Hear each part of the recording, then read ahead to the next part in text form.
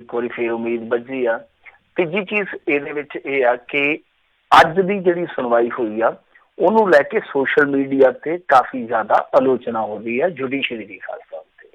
ਤਾਂ ਹੁਣ ਮਾਮਲਾ ਕੀ ਆ ਕਿ ਤੁਹਾਨੂੰ ਯਾਦ ਹੋਣਾ ਹਾਈ ਕੋਰਟ ਨੇ ਇਸ ਮਾਮਲੇ ਦੇ ਵਿੱਚ, ਹਾਲਾਂਕਿ ਪਹਿਲਾਂ ਮੁਰਲੀਧਰ ਜਿਹੜੇ ਜੱਜ ਸਨ ਉਹਨਾਂ ਨੇ ਤੇ ਬੜੀ ਤਤਪਰਤਾ ਵਿਖਾਈ ਸੀਗੀ, ਉਹਨਾਂ ਨੇ ਕੁਛ ਤਲਖ ਸ਼ਬਦ ਵੀ ਇਸਤੇਮਾਲ ਕੀਤੇ ਸਨ, ਤੱਤ-ਫੱਟ FIR ਦਰਜ ਕਰਨ ਦੇ ਹੁਕਮ ਦਿੱਤੇ ਸੀਗੇ, ਪਰ ਬਾਅਦ ਦੇ ਵਿੱਚ ਉਹ ਰਾਤੋਂ ਰਾਤ ਜਿੱਦਾਂ ਗਜ਼ਬ ਹੋ ਜਾਂਦਾ, ਕਹਿੰਦੇ ਨਹੀਂ ਗਜ਼ਬ ਹੋ ਗਿਆ, ਤਾਂ ਉਹ ਗਜ਼ਬ ਹੋ ਗਿਆ, ਰਾਤੋਂ ਰਾਤ ਉਹਨਾਂ ਦਾ ਤਬਾਦਲਾ ਕਰ ਦਿੱਤਾ ਗਿਆ।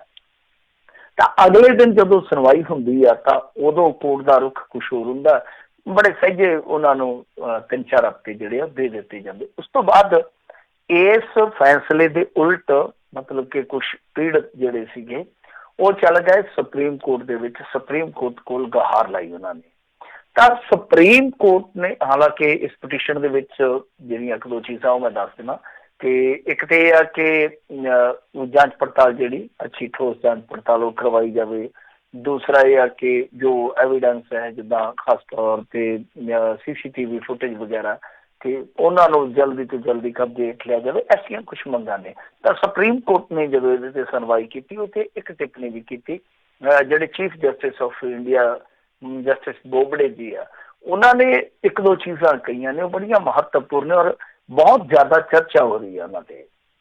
ਉਹ ਕਹਿੰਦੇ ਕਿ ਦੇਖੋ ਸਾਡੀ ਆਪਣੀ ਇੱਕ ਹੱਦ ਹੈ, ਮਤਲਬ ਕਿ ਅਸੀਂ ਅਖਬਾਰ ਪੜ੍ਹ ਰਹੇ ਹਾਂ, ਇਸ ਤਰ੍ਹਾਂ ਸ਼ੋਅ ਕੀਤਾ ਜਾ ਰਿਹਾ ਕਿ ਜਿਸ ਤਰ੍ਹਾਂ ਸਾਡਾ ਹੀ ਕਸੂਰ ਹੋਵੇ, ਜਦ ਕਿ ਸਾਡੀ ਇੱਕ ਹੱਦ ਹੈ। ਅਸੀਂ ਮਤਲਬ ਕਿ ਪ੍ਰੈਸ਼ਰ ਫੇਸ ਕਰਦੇ ਹਾਂ, ਸਾਡੇ ਤੇ ਪ੍ਰੈਸ਼ਰ ਬਣਾਉਣ ਦਾ ਯਤਨ ਕੀਤਾ ਜਾਂਦਾ ਹੈ। ਔਰ ਇਸ ਤੋਂ ਇਲਾਵਾ ਉਹਨਾਂ ਨੇ ਕਿਹਾ ਕਿ ਦੇਖੋ ਜੀ ਅਦਾਲਤੀ ਕਾਰਵਾਈ ਜਿਹੜੀ ਆ ਉਹ ਕੰਮ ਹੋਣ ਤੋਂ ਜਾਂ ਕਾਂਡ ਹੋਣ ਤੋਂ ਬਾਅਦ ਦੀ ਸ਼ੁਰੂ ਹੁੰਦੀ ਹੈ।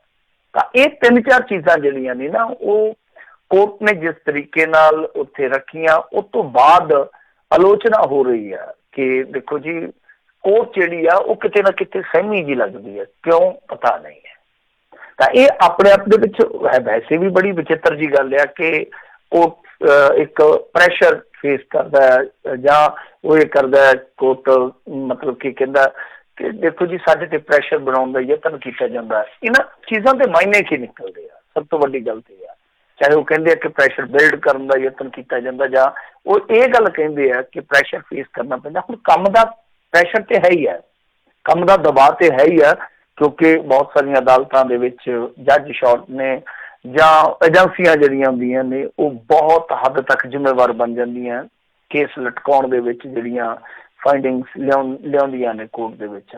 ਤਾਂ ਕਹਿੰਦਾ ਭਾਵੇਂ ਕਿ ਇਹ ਦਬਾਅ ਤੇ ਹੈ, ਹਰ ਇੱਕ ਜੱਜ ਤੇ ਹੈ, ਕੋਈ ਵੱਖਰਾ ਐਕਸਟਰਾ ਕੋਈ ਪ੍ਰੈਸ਼ਰ ਹੈ ਤੇ ਉਹ ਸਾਨੂੰ ਨਹੀਂ ਪਤਾ। ਵੈਸੇ ਉਹਦੀ ਆਪਾਂ ਇੱਕ ਝਲਕ ਦੇਖ ਚੁੱਕੇ ਹਾਂ ਕਿ ਕਿਸ ਤਰ੍ਹਾਂ ਜੱਜਾਂ ਨੇ ਇੱਕ ਵਿਹੜੇ ਦੇ ਵਿੱਚ, ਜੋ ਸੁਪਰੀਮ ਕੋਰਟ ਦੇ ਵਿੱਚ ਹੀ ਸੀ, ਵਿਹੜੇ ਦੇ ਵਿੱਚ ਬਹਿ ਕੇ ਦੁੱਖ ਰੋਇਆ ਸੀਗਾ।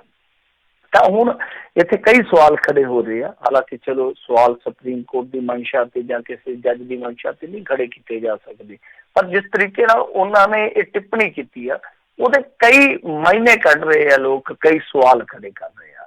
ਤਾਂ ਬਹਰਹਾਲ ਭਲਕੇ ਫੇਰ ਹੋ ਰਹੀ ਹੈ ਸੁਣਵਾਈ, ਉਸ ਸੁਣਵਾਈ ਦੇ ਵਿੱਚੋਂ ਕੀ ਨਿਕਲਦਾ ਹੈ, ਕੀ ਉਸ ਸੁਣਵਾਈ ਦਾ ਸਿੱਟਾ ਹੋਏਗਾ, ਦੇਖਣਾ ਹੋਏਗਾ।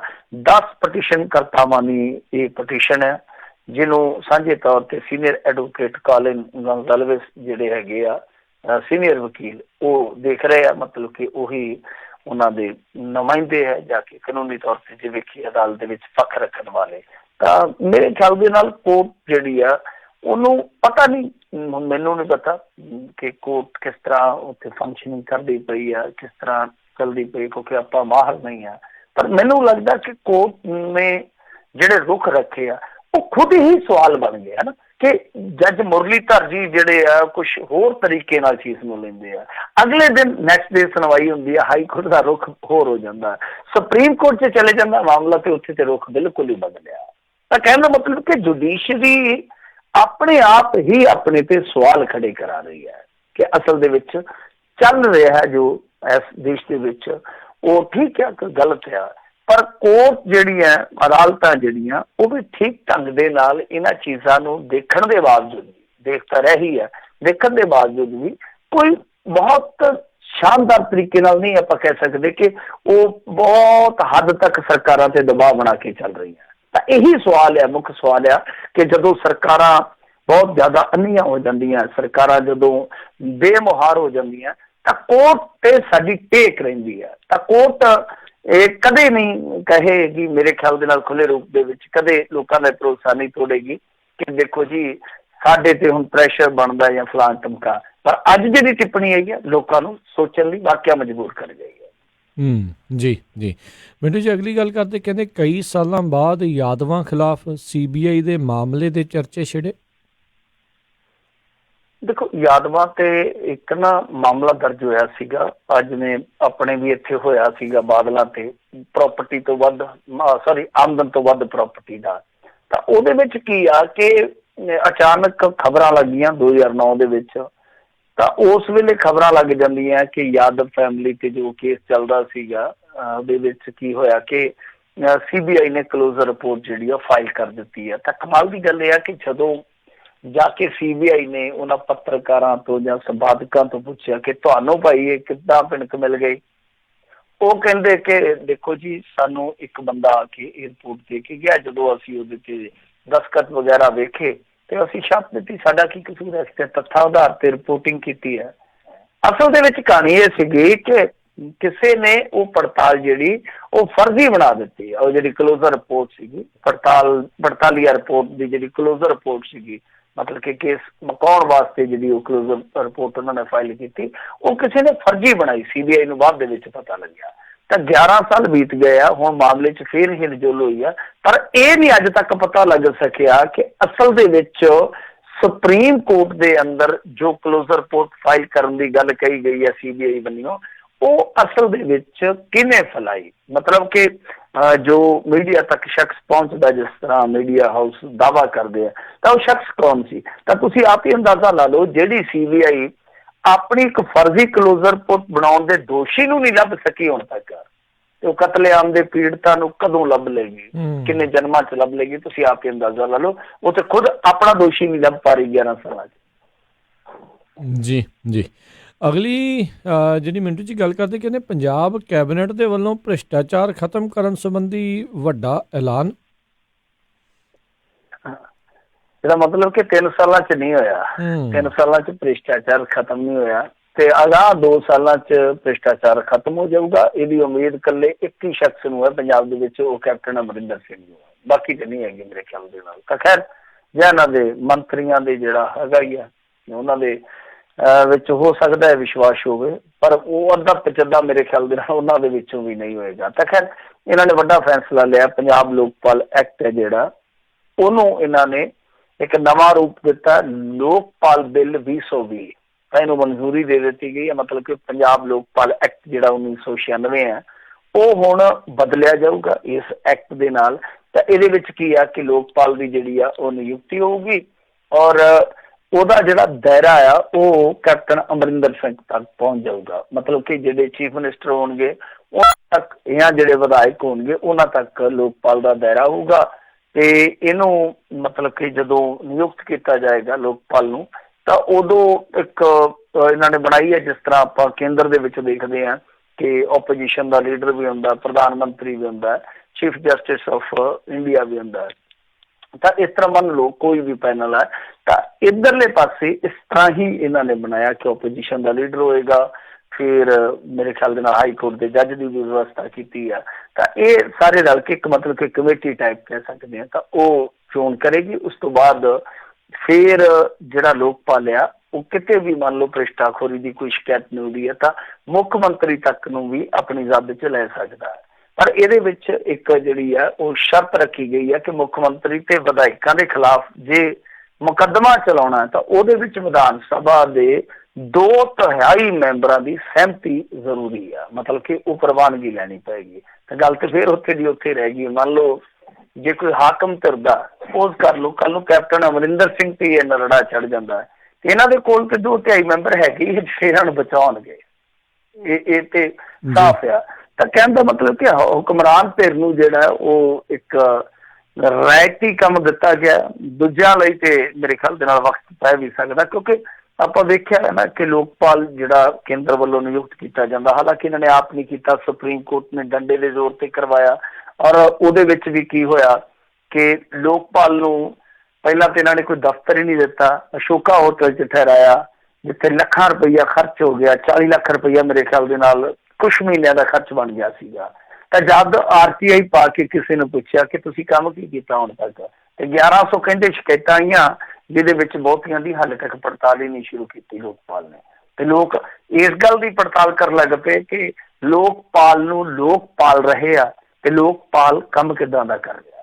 ਤਾਂ ਇਹ ਆਪਣੇ ਆਪ ਦੇ ਵਿੱਚ ਇੱਕ ਤਰ੍ਹਾਂ ਨਾਲ ਕਹਿ ਲਈਏ ਕਿ ਚਿੱਟਾ ਹਾਥੀ ਬਣਾ ਦਿੱਤਾ ਜਾਂਦਾ। ਕਈ ਵਾਰ ਸਰਕਾਰਾਂ ਫਾਰਮੈਲਿਟੀ ਦੇ ਤੌਰ ਤੇ, ਰਸਮ ਪੂਰਤੀ ਦੇ ਤੌਰ ਤੇ ਸਾਰਾ ਕੁਛ ਕਰ ਦਿੰਦੀਆਂ, ਪਰ ਉਹਨਾਂ ਨੂੰ ਬਹੁਤੀਆਂ ਸ਼ਕਤੀਆਂ ਨਹੀਂ ਦਿੱਤੀਆਂ ਜਾਂਦੀਆਂ। ਜੇ ਸ਼ਕਤੀਆਂ ਦਿੱਤੀਆਂ ਵੀ ਜਾਂਦੀਆਂ ਤਾਂ ਅਮਲ 'ਚ ਲਿਆਉਣਾ ਸੌਖਾ ਨਹੀਂ ਕੀਤਾ ਜਾਂਦਾ। ਤਾਂ ਦੂਜੇ ਪਾਸੇ ਕੈਪਟਨ ਅਮਰਿੰਦਰ ਸਿੰਘ ਹੋਰਾਂ ਦਾ ਇਹ ਵਾਅਦਾ ਸੀਗਾ, ਇਲੈਕਸ਼ਨ ਦਾ ਵਾਅਦਾ ਸੀਗਾ, ਜਿਹੜਾ ਇਹਨਾਂ ਨੇ ਪੂਰਾ ਕੀਤਾ। ਪਰ ਮੇਰੇ ਖਿਆਲ ਦੇ ਨਾਲ ਇਹ ਸਾਰੀਆਂ ਚੀਜ਼ਾਂ ਤਾਂ ਹੀ ਸਵਾਗਤਯੋਗ ਨੇ, ਤਾਂ ਹੀ ਠੀਕ ਨੇ, ਜੇਕਰ ਖੁੱਲ੍ਹਾ ਆਜ਼ਾਦੀ ਦੇ ਨਾਲ ਕੰਮ ਕਰਨਾ ਦਿੱਤਾ ਜਾਵੇ।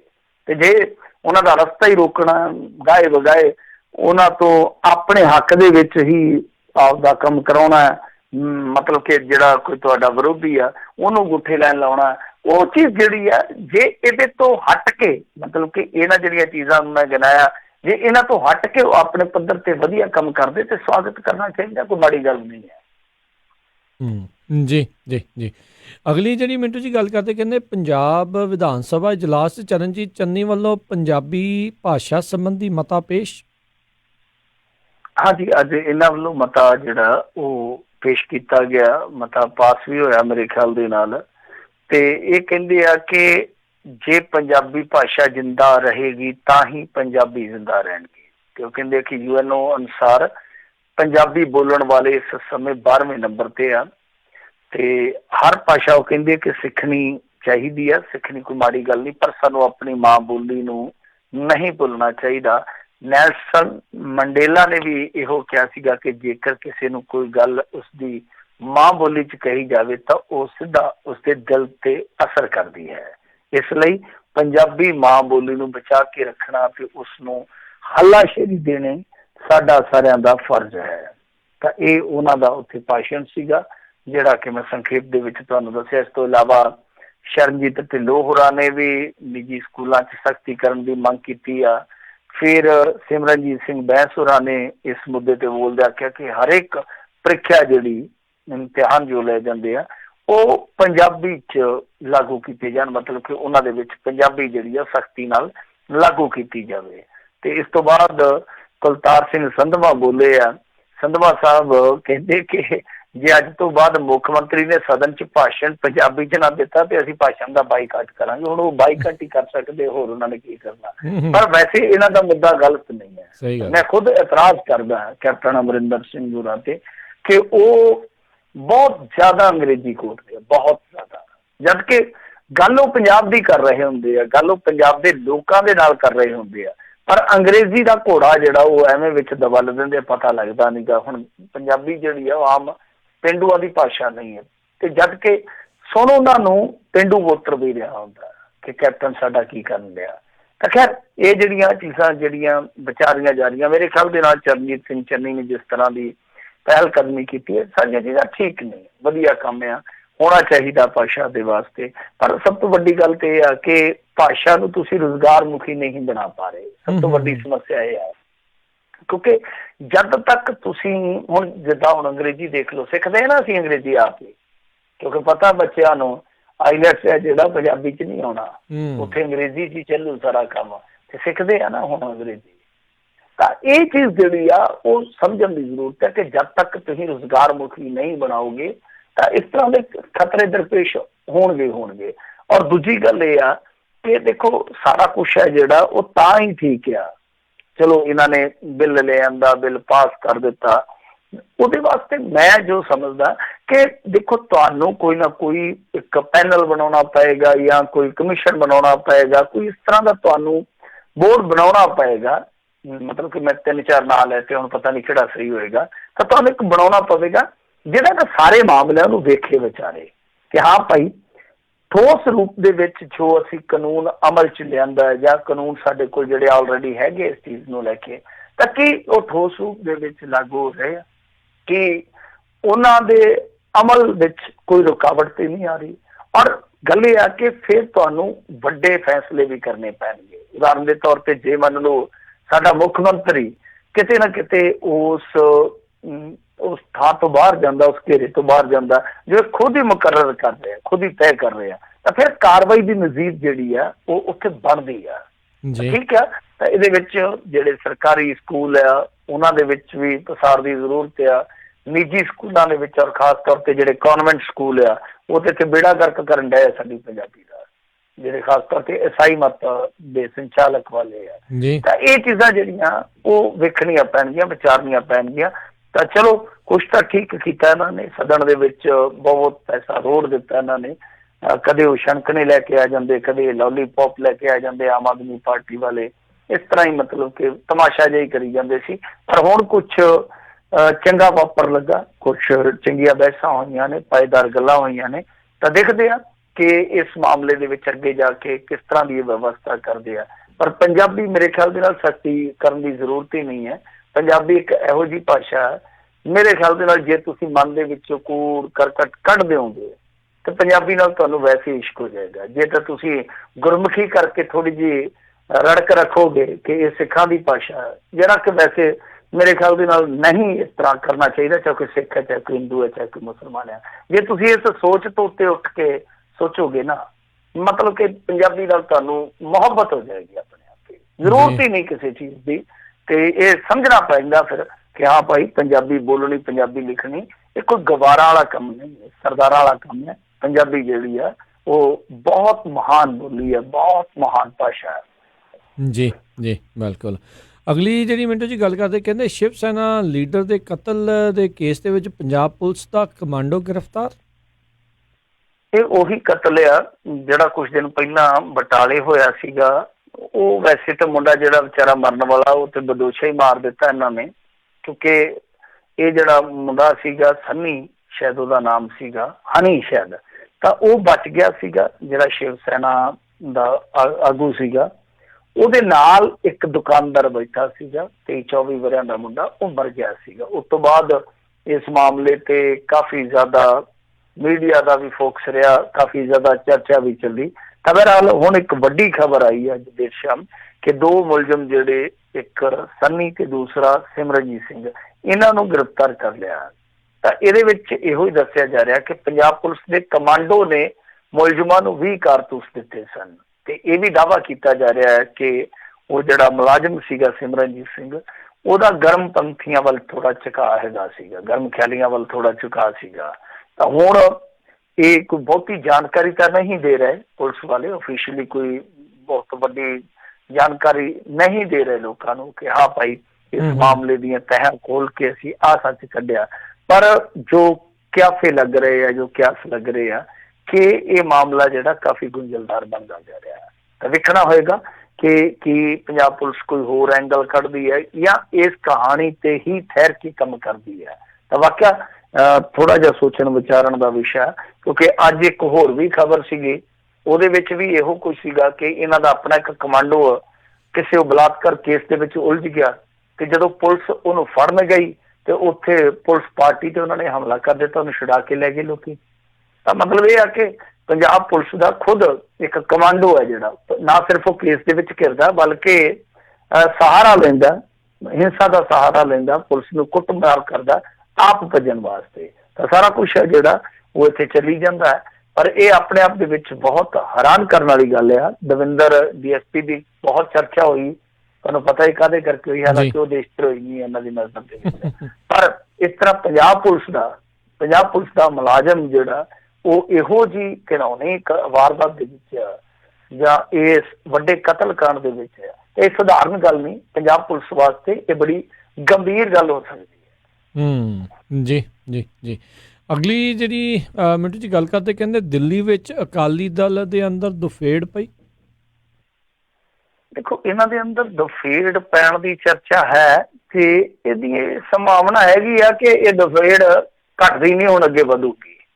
ਉਹਦੇ ਇੱਕ ਦੋ ਕਾਰਨ ਹੈ। ਕਾਰਨ ਇਹ ਆ ਕਿ ਦੇਖੋ, ਜਦੋਂ ਇਹਨਾਂ ਨੇ ਬਾਈਕਾਟ ਕੀਤਾ ਸੀਗਾ ਇੱਕ ਵਾਰੀ, ਬਾਈਕਾਟ ਮਤਲਬ ਕਿ ਕਹਿ ਦਈਏ ਕਿ ਇੱਕ ਵਾਰੀ ਕੀਤਾ ਸੀਗਾ ਕਿ ਅਸੀਂ ਨਹੀਂ ਜੀ ਕਿਸੇ ਨੂੰ ਨਹੀਂ ਦੇਵਾਂਗੇ ਸਪੋਰਟ, ਫਲਾਹ ਨਹੀਂ ਕਰਾਂਗੇ, ਧਮਕਾ ਨਹੀਂ ਕਰਾਂਗੇ, ਤਾਂ ਉਦੋਂ ਹੀ ਫੁੱਟ ਤੁਸੀਂ ਵੇਖੀ ਹੋਣੀ, ਆਪਾਂ ਖਬਰਾਂ ਵੀ ਕਰਦੇ ਰਹੇ ਹਾਂ ਕਿ ਇਹਨਾਂ ਦੇ ਕੁਛ ਬੰਦੇ ਜਿਹੜੇ ਕੁਲਵੰਤ ਸਿੰਘ ਬਾਠ ਵਰਗੇ, ਜਿਨ੍ਹਾਂ ਦੀ ਵੀਡੀਓ ਵੀ ਵਾਇਰਲ ਹੋਈ ਆ ਪਿਛਲੇ ਦਿਨ, ਤਾਂ ਉਹ ਤੇ ਨਾਲ ਦੀ ਨਾਲ ਹੀ ਚਲੇ ਗਏ ਸਨ ਚੋਣ ਮੈਦਾਨ ਦੇ ਵਿੱਚ। ਉਹ ਕਹਿੰਦੇ ਕਿ ਅਸੀਂ ਤਾਂ ਭਾਰਤੀ ਜਨਤਾ ਪਾਰਟੀ ਨੂੰ ਸਪੋਰਟ ਕਰਨੀ ਹੈ। ਹੁਣ ਕੁਲਵੰਤ ਸਿੰਘ ਬਾਠ ਹੈ ਜਿਹੜਾ, ਉਹ ਇਸ ਵੇਲੇ ਦਿੱਲੀ ਸਿੱਖ ਗੁਰਦੁਆਰਾ ਪ੍ਰਬੰਧਕ ਕਮੇਟੀ ਦਾ ਜਿਹੜਾ ਅਹੁਦੇਦਾਰ ਹੈ, ਕਮੇਟੀ ਦਾ ਉਹ ਵਾਈਸ ਪ੍ਰੈਜ਼ੀਡੈਂਟ ਹੈ। ਉਹਨੇ ਹੁਣ ਸਿੱਧੇ ਰੂਪ ਦੇ ਵਿੱਚ ਮਨਜਿੰਦਰ ਸਿੰਘ ਸਿਰਸਾ ਦੇ ਬਰਖਲਾਫ ਮੋਰਚਾ ਖੋਲ ਦਿੱਤਾ। ਉਹ ਕਹਿੰਦੇ ਆ ਕਿ ਦੇਖੋ, ਇੱਕ ਤੇ ਇਹ ਹੋਣਾ ਚਾਹੀਦਾ ਜਿਹੜਾ ਕੋਈ ਰਾਜਨੀਤਿਕ ਇਲੈਕਸ਼ਨ ਲੜ ਕੇ ਆਉਂਦਾ, ਮਤਲਬ ਕਿ ਚਾਹੇ ਲੋਕ ਸਭਾ ਦਾ, ਚਾਹੇ ਵਿਧਾਨ ਸਭਾ ਦਾ, ਜਾਂ ਕੋਈ ਹੋਰ ਇਸ ਤਰ੍ਹਾਂ ਦਾ ਇਲੈਕਸ਼ਨ ਆ, ਜਿਹੜਾ ਕੋਈ ਇਸ ਤਰ੍ਹਾਂ ਦਾ ਇਲੈਕਸ਼ਨ ਲੜ ਕੇ ਆਉਂਦਾ ਉਹਨੂੰ ਗੁਰਦੁਆਰਾ ਕਮੇਟੀ ਦੇ ਵਿੱਚ ਕੋਈ ਅਹੁਦਾ ਨਹੀਂ ਦਿੱਤਾ ਜਾਣਾ ਚਾਹੀਦਾ। ਔਰ ਦੂਜੀ ਗੱਲ ਇਹ ਆ ਕਿ ਉਹ ਖੁਦ ਮੰਨੀ ਜਾਂਦਾ, ਉਹ ਕਹਿੰਦਾ ਕਿ ਦੇਖੋ ਮੈਂ ਅਕਾਲੀ ਨਹੀਂ, ਮੈਂ ਤੇ ਭਾਜਪਾ ਦਾ ਇੱਕ ਸਰਵ ਸੇਵਕ ਆ, ਮੈਂ ਇਹਨਾਂ ਦੇ ਨਾਲ ਨਹੀਂ ਖੜਦਾ ਅਕਾਲੀਆਂ ਦੇ ਨਾਲ। ਤਾਂ ਇਹ ਆਪਣੇ ਆਪ ਦੇ ਵਿੱਚ ਹੁਣ ਵੇਖੋ ਕਿੱਡੀ ਵੱਡੀ ਗੱਲ ਕਹਿ ਰਿਹਾ ਕੁਲਵੰਤ ਸਿੰਘ ਬਾਠ ਕਿ ਮੈਂ ਅਕਾਲੀ ਨਹੀਂ ਆ। ਤਾਂ ਇਹਦਾ ਮਤਲਬ ਕਿ ਧੱਕੇ ਨਾਲ ਹੀ ਉਹਨਾਂ ਨੇ ਭਾਜਪਾ ਦੇ ਕੋਟੇ ਵਾਲੇ ਬੰਦੇ ਨੂੰ ਤੇ ਬਿਠਾਇਆ ਗੁਰਦੁਆਰਾ ਪ੍ਰਬੰਧਕ ਕਮੇਟੀ ਦੇ ਅਹੁਦੇ ਤੇ, ਫਿਰ ਧੱਕੇ ਨਾਲ ਬਿਠਾ ਦਿੱਤਾ।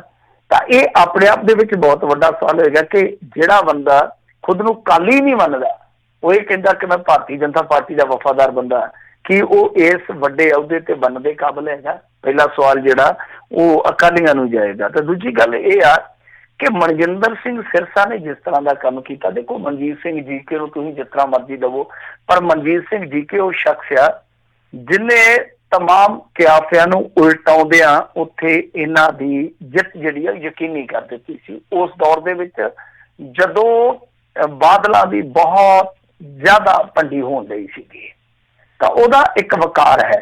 ਤਾਂ ਮਨਜਿੰਦਰ ਸਿੰਘ ਸਿਰਸਾ ਨੇ ਉਹਨੂੰ ਆਪਣੇ ਰਸਤੇ ਚੋਂ ਹਟਾਉਣ ਵਾਸਤੇ ਸੁਖਬੀਰ ਸਿੰਘ ਬਾਦਲ ਦਾ ਸਿੱਧੇ ਤੌਰ ਤੇ ਸਹਾਰਾ ਲਿਆ। ਉਸ ਤੋਂ ਬਾਅਦ ਜੋ ਕਹਾਣੀ ਵਾਪਰਦੀ ਉਹ ਸਭਨਾਂ ਨੂੰ ਪਤਾ।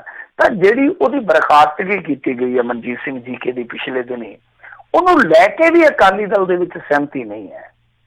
ਹੱਥੋਂ ਹੱਥ ਤਾਂ ਚਲੋ ਨਹੀਂ ਕਹਿੰਦੇ, ਮਤਲਬ ਕਿ ਮੂੰਹ ਤੇ ਗੱਲ ਜਿਹੜੀ ਆ ਬੇਸ਼ੱਕ ਨਹੀਂ ਕਹਿੰਦੇ, ਪਰ ਅੰਦਰ ਦੇ ਅੰਦਰ ਇਹ ਸੁਰ ਹੈਗੇ ਆ ਕਿ ਮਨਜੀਤ ਸਿੰਘ ਜੀਕੇ ਤੇ ਦੋਸ਼ ਠੀਕ ਉਸ ਤਰ੍ਹਾਂ ਦੀ ਹੈ ਜਿਸ ਤਰ੍ਹਾਂ ਦੇ ਸੁਖਬੀਰ ਸਿੰਘ ਬਾਦਲ ਤੇ ਵੀ ਲੱਗੇ ਆ, ਜਿਸ ਤਰ੍ਹਾਂ ਦੇ ਮਜੀਠੀਏ ਤੇ ਵੀ ਆ, ਜਿਸ ਤਰ੍ਹਾਂ ਦੇ ਖੁਦ ਮਨਜਿੰਦਰ ਸਿੰਘ ਸਿਰਸਾ ਤੇ ਆ। ਤੇ ਮੰਨ ਲਓ ਕੱਲ ਨੂੰ ਅਦਾਲਤ ਉਹਨੂੰ ਬਰੀ ਕਰ ਦੇਵੇ, ਤਾਂ ਇਹਨਾਂ ਨੇ ਉਸੇ ਦੋਸ਼ ਦੀ ਬਿਨਾਂ ਤੇ ਇਜਲਾਸ ਸੱਦ ਕੇ ਤੇ ਆਪਣੇ ਬੰਦੇ ਜਿਹੜੇ ਇਵਾਹ ਗਿਣਤੀ 'ਚ ਆ, ਤਾਂ ਉਹਨਾਂ ਨੂੰ ਇੱਕ ਪਾਸੇ ਕਰਕੇ ਉਹਨੂੰ ਬਰਖਾਸਤ ਕਰ ਦਿੱਤਾ। ਮੰਨ ਲਓ ਜੇ ਅਦਾਲਤ ਕੱਲ ਨੂੰ ਉਹਨੂੰ ਬਰੀ ਕਰ ਦਿੰਦੀ ਹੈ ਤੇ ਫਿਰ ਇਹ ਗੱਲ ਦੇਣੀ ਕੌਣ ਦੇਊਗਾ?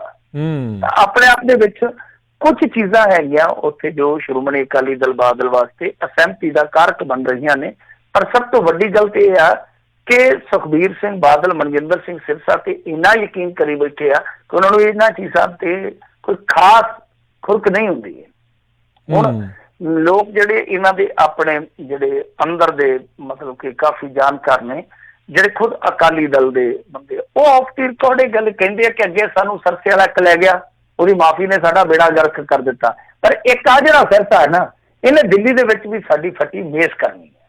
ਤਾਂ ਮੈਨੂੰ ਲੱਗਦਾ ਕਿ ਉਹਦਾ ਮੁੱਢ ਜਿਹੜਾ ਉਹ ਵੱਜ ਚੁੱਕਾ। ਸੋ ਕਾਫੀ ਕੁਛ ਆ ਜਿਹੜਾ ਉੱਥੇ ਇਸ ਵੇਲੇ ਉਥਲ ਪੁਥਲ ਦਾ ਸੰਕੇਤ ਦੇਣ ਡਿਆ। ਜੀ ਜੀ ਜੀ। ਅਗਲੀ ਜਿਹੜੀ ਮਿੰਟੂ ਜੀ ਗੱਲ ਕਰਦੇ, ਕਹਿੰਦੇ ਬਹੁਤ ਚਰਚਿਤ ਡੇਰਾ ਲੁੱਟ ਦੇ ਦੋਸ਼ੀ ਫੜੇ ਗਏ। ਦੇਖੋ ਇਹ ਰੁਪਈਆ ਲੁੱਟ ਕੇ ਲੈ ਗਏ ਸੀ ਮੇਰੇ ਖਿਆਲ ਦੇ ਨਾਲ $2.25 ਕਰੋੜ ਰੁਪਈਆ। ਉਹ ਸਾਰਿਆਂ ਨੇ ਵੇਖਿਆ ਹੋਣਾ CCTV ਵੀਡੀਓ, ਜਿਹਦੇ ਵਿੱਚ ਇਹ ਵਾਂਤੀ ਜੇ ਆਉਂਦੇ ਆ, ਫਿਰ ਬਾਬੇ ਦੇ ਨਾਲ ਕੋਈ ਥੋੜੀ ਜਿਹੀ ਕੁੱਟਮਾਰ ਕਰਦੇ, ਉਸ ਤੋਂ ਬਾਅਦ ਰੁਪਈਆ ਲੈ ਕੇ ਨਿਕਲ ਜਾਂਦੇ ਆ। ਉਹ ਵੀਡੀਓ ਵੇਖ ਕੇ ਕੋਈ ਸਧਾਰਨ ਬੰਦਾ ਵੀ ਅੰਦਾਜ਼ਾ ਲਾ ਸਕਦਾ ਸੀਗਾ ਕਿ ਅਸਲ ਦੇ ਵਿੱਚ ਇਹ ਕੋਈ ਜਾਣਕਾਰੀ ਆ। ਤਾਂ ਮਤਲਬ ਨਿਕਲਿਆ ਵੀ ਉਹੀ ਆ, ਜਾਣਕਾਰੀ ਨਿਕਲਿਆ। ਜਾਣਕਾਰੀ ਇਉਂ ਨਿਕਲਿਆ ਕਿ ਕੋਈ ਸ਼ਖਸ ਸੀਗਾ ਜਿਹੜਾ ਇੱਥੇ ਹੀ ਕੰਮ ਕਰਦਾ ਸੀ, ਇਹਨਾਂ ਦੇ ਕੋਲ ਕਾਰ ਸੇਵਾ ਕਰਦਾ ਸੀਗਾ, ਉਹਦੀ ਕੋਈ ਸੈਲਰੀ ਦੀ ਇਹਨਾਂ ਦੇ ਨਾਲ ਚੱਲਦੀ ਸੀ ਰੌਲੀ। ਤਾਂ ਉਹ ਜਿਹੜਾ ਬੰਦਾ ਸੀਗਾ ਉਹਨੇ ਫਿਰ ਗਾਂ ਉਹਦਾ ਕੋਈ ਰਿਸ਼ਤੇਦਾਰ ਸੀ ਜਿਹੜਾ ਸਾਬਕਾ ਅੱਤਵਾਦੀ ਵੀ ਰਿਹਾ, ਤਾਂ ਉਸ ਦੌਰ ਦੇ ਵਿੱਚ ਵੀ ਫਿਰ ਮੇਰੇ ਖਿਆਲ ਦੇ ਨਾਲ ਇਹੋ ਜਿਹੇ ਪੰਗੇ ਕਰਦਾ ਰਿਹਾ ਹੋਣਾ। ਤਾਂ ਉਸ ਬੰਦੇ ਨੇ ਉਹਨੂੰ ਪੱਟ ਲਿਆ, ਨਾਲ ਉਹਨੂੰ ਵੰਡ ਲਿਆ ਕਿ ਪੈਸਾ ਚੰਗਾ ਬਾਬੇ ਦੇ ਕੋਲ ਤੇ ਆਪਾਂ ਇਹਦੀ ਗਿੱਚੀ ਨੱਪੀਏ। ਇਹਨਾਂ ਨੇ ਆ ਕੇ ਫਿਰ ਉਸ ਲੁੱਟ ਨੂੰ ਅੰਜਾਮ ਦਿੱਤਾ। ਹੁਣ ਇਹ ਫੜੇ ਗਏ ਆ। ਜਿਹੜਾ ਰਕਮ ਦਾ ਪੈਸਾ ਲੁੱਟਿਆ ਸੀ ਇਹਨਾਂ ਨੇ, ਉਹ ਪੈਸਾ ਵੀ ਸਾਰਾ ਇਹਨਾਂ ਨੇ ਬਰਾਮਦ ਕਰ ਲਿਆ ਪੁਲਿਸ ਵਾਲਿਆਂ ਨੇ। ਮੇਰੇ ਖਿਆਲ ਦੇ ਨਾਲ 4 ਗ੍ਰਿਫਤਾਰੀਆਂ ਹੋਈਆਂ ਨੇ ਹੁਣ ਤੱਕ ਇਸ ਮਾਮਲੇ ਦੇ ਵਿੱਚ। ਪਰ ਸਭ ਤੋਂ ਵੱਡੀ ਗੱਲ ਤੇ ਇਹ ਆ ਕਿ ਜਿਹੜੇ ਡੇਰੇ ਇਸ ਤਰ੍ਹਾਂ ਦੇ ਜਾਂ ਹੋਰ ਜਿਹੜੇ ਇਸ ਤਰ੍ਹਾਂ ਦੇ ਧਾਰਮਿਕ ਸੰਸਥਾਨ ਆ, ਉਹਨਾਂ ਨੂੰ ਵੀ ਥੋੜਾ ਜਿਹਾ ਚਕੰਨੇ ਰਹਿਣ ਦੀ ਜ਼ਰੂਰਤ ਆ। ਇੱਕ ਤੇ ਇਹ ਆ ਕਿ ਹਰੇਕ ਬੰਦੇ ਨੂੰ ਭੇਤ ਉਹ ਹੋ ਹੀ ਜਾਂਦਾ ਜਦੋਂ ਕੋਈ ਰਹਿੰਦਾ ਨਾਲ। ਦੂਜੀ ਗੱਲ ਇਹ ਆ ਕਿ ਜਦੋਂ ਤੁਸੀਂ ਇਸ ਤਰ੍ਹਾਂ ਭਾਂਡੇ ਦਾ ਢੱਕਣ ਜਿਹੜਾ ਉਹ ਪਾਸੇ ਰੱਖ ਦਿਓਗੇ ਤੇ ਫਿਰ ਤੁਹਾਨੂੰ ਪਤਾ ਹੀ ਹੈ ਜਾਨਵਰ ਤੇ ਮੂੰਹ ਮਾਰਨਗੇ। ਮਤਲਬ ਇਹ ਆ ਕਿ ਜਿਹੜਾ ਇੰਨਾ ਕੈਸ਼ ਜਿਹੜਾ ਤੁਸੀਂ ਕਾਨੂੰਨਨ ਵੀ ਨਹੀਂ ਰੱਖ ਸਕਦੇ, 2 ਲੱਖ ਤੋਂ ਵੱਧ ਤੁਸੀਂ ਕੈਸ਼ ਨਹੀਂ ਰੱਖ ਸਕਦੇ ਘਰ ਦੇ ਵਿੱਚ ਵੀ, ਤਾਂ ਉਹ ਜਿਹੜਾ ਇੰਨਾ ਕੈਸ਼ ਆ ਉਹ ਤੁਹਾਨੂੰ ਸੰਭਾਲਣ ਦੀ ਲੋੜ ਹੈ। ਹੁਣ ਇੱਥੇ ਇਹ ਵੀ ਸਵਾਲ ਪੈਦਾ ਹੁੰਦਾ ਕਿ ਇੰਨਾ ਪੈਸਾ ਜਿਹੜਾ ਕਿ ਸੰਗਤ ਦਾ 1 ਨੰਬਰ ਦਾ ਪੈਸਾ ਹੈ, ਉਹ ਇਹਨਾਂ ਨੇ ਇਸ ਤਰੀਕੇ ਨਾਲ ਉੱਥੇ ਕਿਵੇਂ ਰੱਖਿਆ ਸੀਗਾ। ਆਪਾਂ ਅੱਗੇ ਪਾਦਰੀ ਵਾਲਾ ਮੇਲਾ ਵੀ ਵੇਖਿਆ ਸੀਗਾ ਨਾ, ਪੁਲਿਸ ਲੁੱਟ ਕੇ ਲੈ ਗਈ ਸੀਗੀ ਜੀ। ਤਾਂ ਉੱਥੋਂ ਵੀ ਇਹ ਸਵਾਲ ਜਨਮਿਆ ਸੀਗਾ ਕਿ ਹਾਂ ਭਾਈ ਤੁਸੀਂ ਧਾਰਮਿਕ ਕਰਮ ਕਰਦੇ ਹੋ, ਤੁਸੀਂ ਕਿਹੜਾ ਕੋਈ 2 ਨੰਬਰੀ ਬੰਦੇ ਹੋ, ਤਾਂ ਫਿਰ ਤੁਸੀਂ ਇਹ ਪੈਸੇ ਖਾਤਿਆਂ 'ਚ ਕਿਉਂ ਨਹੀਂ ਰੱਖਦੇ? ਇਹ ਪੈਸੇ ਜਿਹੜੇ ਆ ਤੁਸੀਂ ਘਰਾਂ 'ਚ ਦਰਾਂ 'ਚ ਰੱਖੀ ਬੈਠੇ ਹੋ, ਤਾਂ ਫਿਰ ਤੇ ਸੱਦਾ ਦੇਣ ਵਾਲੀ ਗੱਲ ਆ। ਤਾਂ ਬਹਰਹਾਲ ਇਸ ਮੁੱਦੇ ਤੇ ਚਰਚਾ ਕਾਫੀ ਚੱਲੀ ਸੀਗੀ ਕਿ ਜੇ ਡੇਰੇ ਹੀ ਸੇਫ ਨਹੀਂ ਹੈਗੇ ਤੇ ਫਿਰ ਆਮ ਪਬਲਿਕ ਦਾ ਇੱਥੇ ਕੀ ਹਾਲ ਹੋਊਗਾ। ਜੀ ਜੀ। ਤੇ ਮਿੰਟੂ ਜੀ ਜਾਂਦੇ ਜ਼ਰੂਰ ਦਿੱਲੀ ਦੇ ਬਾਬਤ ਜੇ ਕੋਈ ਅਪਡੇਟ ਹੈਗੀ ਆ, ਕਿੱਦਾਂ ਦੇ ਹਾਲਾਤ ਨੇ ਇਸ ਟਾਈਮ ਉੱਥੇ, ਉਸ ਨੂੰ ਲੈ ਕੇ ਜੇ ਅਪਡੇਟ ਕਰ ਦਿਓ। ਦੇਖੋ ਹਾਲਾਤ ਤੇ ਜਿਹੜੇ ਆ ਉਹ ਸੁਖਾਵੇਂ ਨਹੀਂ ਹੈ। ਸੁਖਾਵੇਂ ਉਹ ਨਹੀਂ ਹੁੰਦੇ ਕਿ ਠੀਕ ਹੈ ਚਲੋ ਕੁਛ ਚੀਜ਼ਾਂ ਜਿਹੜੀਆਂ ਉਹ ਨਾਰਮਲ ਹੋਣ ਵੱਲ ਵੱਧਦੀਆਂ ਨੇ। ਜ਼ਿੰਦਗੀ ਜਿਹੜੀ ਆ ਉਹ ਥੱਕ ਹਾਰ ਕੇ ਉੱਜੜ ਕੇ ਦੁਬਾਰਾ ਵੱਸਦੀ ਆ, ਰਸਦੀ ਆ, ਹੱਸਦੀ ਵੀ ਆ, ਤੁਰਦੀ ਵੀ ਆ। ਉਹ ਸਾਰੀਆਂ ਚੀਜ਼ਾਂ ਆਪਣੀ ਥਾਂ ਤੇ ਆ। ਪਰ ਕਹਿਣ ਦਾ ਮਤਲਬ ਇਹ ਆ ਕਿ ਇੱਕ ਪੱਖ ਤੇ ਇਹ ਆ ਕਿ ਮੀਡੀਆ ਜਿਹਨੇ ਆਪ ਹੀ ਬਹੁਤ ਵੱਡਾ ਰੋਲ ਅਦਾ ਕੀਤਾ ਇਸ ਦੇਸ਼ ਦਾ ਬੇੜਾ ਗਰਕ ਕਰਨ ਦੇ ਵਿੱਚ, ਉਹ ਹਾਲੇ ਵੀ ਨਹੀਂ ਦੱਸ ਰਿਹਾ ਕਿ ਅਸਲ 'ਚ ਜੜ ਕਿੱਥੇ ਆ। ਦੂਜੀ ਚੀਜ਼ ਇਹ ਆ ਕਿ ਲਾਸ਼ਾਂ ਹਾਲੇ ਵੀ ਮਿਲਦੀਆਂ ਪਈਆਂ। 4 ਲਾਸ਼ਾਂ ਕੱਲ੍ਹ ਮਿਲੀਆਂ। ਤਾਦਾਦ ਜਿਹੜੀ ਆ ਉਹ ਵੱਧ ਕੇ ਹੁਣ 45 ਹੋ ਗਈ ਮ੍ਰਿਤਕਾਂ ਦੀ। ਤਾਂ ਹੋ ਸਕਦਾ ਕਿ ਹਾਲੇ ਹੋਰ ਵੀ ਗਿਣਤੀ ਜਿਹੜੀ ਆ ਉਹ ਵੱਧ ਜਾਵੇ। ਤਾਂ ਕਹਿਣ ਦਾ ਭਾਵ ਇਹ ਆ ਕਿ ਸਾਰਾ ਕੁਛ ਨਾਰਮਲ ਹੋਣ ਵੱਲ ਪਰਤ ਰਿਹਾ ਹੈ, ਪਰ ਜੋ ਜ਼ਖਮ ਦਿੱਤੇ ਆ ਇਹਨਾਂ ਖੂਨੀ ਖੇਡਾਂ ਨੇ ਉਹ ਛੇਤੀ ਨਹੀਂ ਭਰਨਗੇ, ਔਰ ਨਾ ਹੀ ਭਰੂਗਾ ਉਹ ਖੱਪਾ ਜਿਹੜਾ ਕਿ ਹਿੰਦੂ ਤੇ ਮੁਸਲਮਾਨ ਦੇ ਵਿੱਚ ਉੱਥੇ ਪੈ ਗਿਆ। ਕਿਉਂਕਿ ਜੇ ਤੁਸੀਂ ਦੇਖੋਗੇ ਨਾ, ਮੈਂ ਇੱਕ ਭਾਰਤੀ ਜਨਤਾ ਪਾਰਟੀ ਦੇ ਬੰਦੇ ਦਾ ਆਫ ਦੀ ਰਿਕਾਰਡ ਸੁਣ ਰਿਹਾ ਸੀਗਾ ਬਿਆਨ। ਉਹਨੇ ਆਪਣਾ ਨਾਂ ਨਾ ਛਾਪਣ ਦੀ ਸ਼ਰਤ ਤੇ ਰੱਖਿਆ। ਕੁਛ RSS ਦੇ ਵੀ ਬੰਦੇ ਸ਼ਾਮਲ ਸੀਗੇ। ਤਾਂ ਉਹਨਾਂ ਨੇ ਜਿਹੜੀ ਗੱਲ ਕਹੀ, ਉਹ ਕਹਿੰਦੇ ਕਿ ਅਸੀਂ ਵੀ ਚਿੰਤਤ ਹੈ। ਕਿਉਂਕਿ ਕੁਛ ਇਲਾਕਿਆਂ ਦੇ ਵਿੱਚ ਅਸਲ ਦੇ ਵਿੱਚ ਜੋ ਆਬਾਦੀ ਦੇ ਸਮੀਕਰਨ ਗੜਬੜਾਏ ਆ ਉਹ ਕਾਰਨ ਰਿਹਾ। ਮਤਲਬ ਕਿ ਕੁਛ ਇਲਾਕਿਆਂ 'ਚ ਹਿੰਦੂ ਬਹੁ ਗਿਣਤੀ 'ਚ ਸੀਗੇ ਤੇ ਘੱਟ ਗਿਣਤੀ 'ਚ ਹੋ ਗਏ। ਮਤਲਬ ਮੁਸਲਮਾਨਾਂ ਦੀ ਗਿਣਤੀ ਜਿਹੜੀ ਆ ਵੱਧ ਗਈ ਆ। ਤਾਂ ਇਸ ਕਰਕੇ ਅਸੀਂ ਫਿਕਰਮੰਦ ਹੈ ਕਿ ਇਹ ਬੰਦੇ ਕੱਲ੍ਹ ਨੂੰ ਹੋਰ ਇਕੱਠੇ ਹੋ ਕੇ ਨੁਕਸਾਨ ਨਾ ਕਰਨ। ਤਾਂ ਤੁਸੀਂ ਆਪ ਹੀ ਅੰਦਾਜ਼ਾ ਲਾ ਲਓ ਕਿ ਜਿੱਥੇ ਇਹ ਸਭ ਕੁਝ ਚੱਲ ਰਿਹਾ ਹੋਵੇ, ਬਹੁਤ ਸੰਖਿਅਕਵਾਦ ਇੱਕ ਮੁੱਦਾ ਬਣਿਆ ਪਿਆ ਹੋਵੇ ਆਫ ਦੀ ਰਿਕਾਰਡ, ਤਾਂ ਫਿਰ ਤੁਸੀਂ ਦੇਖੋ ਕਿ ਕਿੰਨੀ ਜ਼ਿਆਦਾ ਵੱਡੀ ਖਾਈ ਹੋਏਗੀ ਭਾਈਚਾਰਿਆਂ ਦੇ ਦਰਮਿਆਨ। ਇਹ ਸਭ ਤੋਂ ਵੱਡੀ ਗੱਲ ਹੈ। ਸਭ ਤੋਂ ਵੱਡਾ ਮੈਂ ਕਹੂੰਗਾ ਕਿ ਇਸ ਵੇਲੇ ਚਰਚਾ ਦਾ ਵਿਸ਼ਾ ਹੋਣਾ ਚਾਹੀਦਾ ਕਿ ਇਹ ਜਿਹੜੇ ਭਾਈਚਾਰੇ ਆ ਅੰਦਰ ਖਾਤੇ ਹਾਲੇ ਵੀ ਇੱਕ ਦੂਜੇ ਨਾਲ ਦਵੈਸ਼ ਰੱਖ ਰਹੇ ਆ, ਇੱਕ ਦੂਜੇ ਨਾਲ ਸਿੰਝਣ ਲਈ ਤਿਆਰੀ ਵੱਟ ਰਹੇ ਆ। ਹੋ ਸਕਦਾ ਆਉਣ ਵਾਲੇ ਸਮੇਂ ਦੇ ਵਿੱਚ ਫੇਰ ਝੜਪਾਂ ਹੋ ਜਾਣ। ਪਰ ਸਭ ਤੋਂ ਹੈਰਾਨ ਕਰਨ ਵਾਲੀ ਗੱਲ ਹੈ ਕਿ ਅਮਿਤ ਸ਼ਾਹ, ਨਰਿੰਦਰ ਮੋਦੀ ਤੇ ਵੈਸੇ ਕਹਿੰਦੇ ਕਿ ਮੈਂ ਛੱਡ ਦੇਣਾ ਸਾਰਾ ਕੁਛ, ਜੀ ਕਰਦਾ ਟਵਿੱਟਰ ਛੱਡ ਕੇ, ਪਰ ਇਹ ਨਾ ਕਹਿ ਦੇਣ ਕਿਤੇ ਝੋਲਾ ਲੈ ਕੇ ਚੱਲਿਆ ਮੈਂ, ਤਾਂ ਕਹਿੰਦੇ ਮੈਂ ਆਹ ਸਾਰੀਆਂ ਚੀਜ਼ਾਂ ਛੱਡ ਦਿਆਂਗਾ। ਹੋ ਸਕਦਾ ਆਉਣ ਵਾਲੇ ਦਿਨਾਂ 'ਚ। ਪਰ ਉਹ ਨਰਿੰਦਰ ਮੋਦੀ ਜਾਂ ਅਮਿਤ ਸ਼ਾਹ, ਉਹਨਾਂ ਨੇ ਕੋਈ ਵਧੀਆ ਰੋਲ ਅਦਾ ਨਹੀਂ ਕੀਤਾ ਹੁਣ ਤੱਕ ਜਿਹੜਾ ਕਿ ਉਹਨਾਂ ਦਾ ਬਣਦਾ ਸੀ ਅਦਾ ਕਰਦਾ। ਜੀ ਜੀ ਜੀ। ਤੇ ਮਿੰਟੂ ਜੀ ਬਹੁਤ ਬਹੁਤ ਤੁਹਾਡਾ ਧੰਨਵਾਦ ਕਰਦੇ ਹਾਂ, ਤੁਸੀਂ ਸਾਡੇ ਨਾਲ ਜੁੜੇ, ਇਹਨਾਂ ਖਬਰਾਂ ਬਾਰੇ ਤੁਸੀਂ ਜਾਣਕਾਰੀ ਦਿੱਤੀਆਂ। ਅਗਲੀ ਵਾਰ ਤੱਕ ਲਈ ਬੜੀ ਮਿਹਰਬਾਨੀ। ਪਿਆਰ ਭਰੀ ਸਤਿ ਸ਼੍ਰੀ ਅਕਾਲ ਜੀ। ਸਤਿ ਸ਼੍ਰੀ ਅਕਾਲ ਜੀ। ਸਰੋਤਿਓ, ਇੱਥੇ ਸਾਡਾ ਅੱਜ ਦਾ ਇਹ ਪ੍ਰੋਗਰਾਮ ਸਮਾਪਤ ਹੈ। ਮਿਲਦੇ ਹਾਂ ਅਗਲੀ ਵਾਰ ਤੱਕ ਲਈ ਮੇਰੇ ਵੱਲੋਂ ਵੀ ਪਿਆਰ ਭਰੀ ਸਤਿ ਸ਼੍ਰੀ ਅਕਾਲ। ਜਿਉਂਦੇ ਵਾਸਤੇ ਰਹੋ, ਹੱਸਦੇ ਖੇਡਦੇ ਰਹੋ, ਸੁਣਦੇ ਰਹੋ ਪੰਜਾਬੀ ਰੇਡੀਓ USA।